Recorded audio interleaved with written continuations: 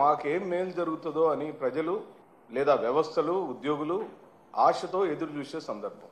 కానీ ఓ 14 కేబినెట్ సమావేశాలు ఇప్పటివరకు జరిగినాయి. చంద్రబాబు నాయుడు గారి ప్రభుత్వ హయాంలో వారు పవర్లోకి వచ్చిన రోజు నుండి 14 సమావేశాలు జరిగినాయి. 14 సమావేశాలలో వ్యవస్థలను బలోపేతం చేయటం కోసం ఏమైనా నిర్ణయాలు తీసుకున్నారా? తీసుకుంటే ఏం తీసుకున్నారు? పోనీ రాష్ట్ర అభివృద్ధి కార్యక్రమాలకు సంబంధించి ఏమైనా నిర్ణయాలు తీసుకున్నారా? తీసుకుంటే ఏం తీసుకున్నారు?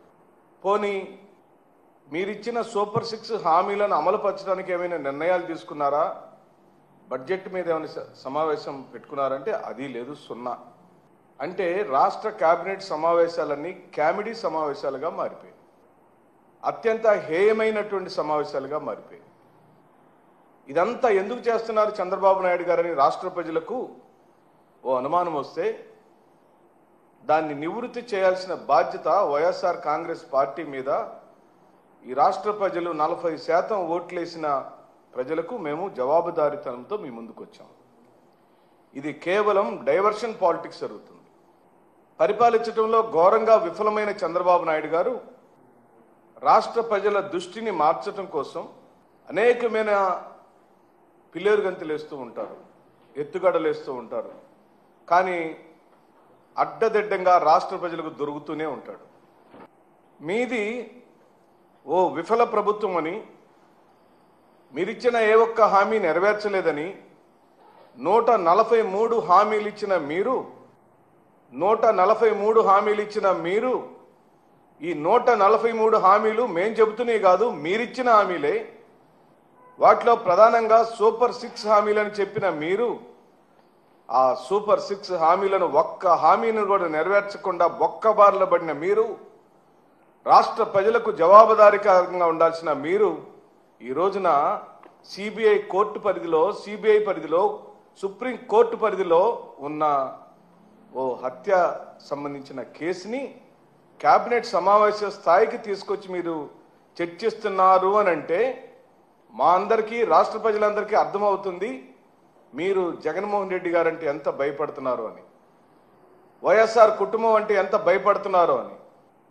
వ్యక్తిగతంగా వారి కుటుంబ స్థాయిని దిగజార్చడం కోసం అనేక మార్లు మీరు ప్రయత్నం చేశారు.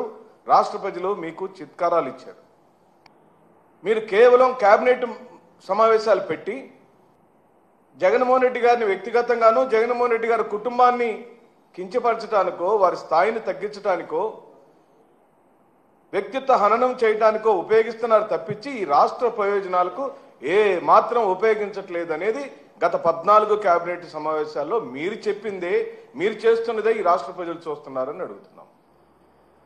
అసలు కక్షా రాజకీయాలు అంటేనే చంద్రబాబు నాయుడు గారు అంటేనే కక్షా రాజకీయాలు, తెలుగుదేశం అంటేనే కక్షా రాజకీయాలు, హత్యా రాజకీయాలు అంటేనే తెలుగుదేశం. అంటే మనకు అధికారం వచ్చిన తదుపరి మన సమీప రాజకీయ ప్రత్యర్థులను వారి యొక్క ఆస్తులను ధ్వంసం చేయటం, ధన మాన ప్రాణాలు దోచుకోవటం, లేదా పూర్తిగా వారిని హత్యలు చేయించిన చరిత్ర తెలుగుదేశం పార్టీ హయాంలోనే జరిగినాయి. మీవి కక్షా రాజకీయాలని చెప్పి అభివర్ణిస్తుంది వైఎస్ఆర్ కాంగ్రెస్ పార్టీ.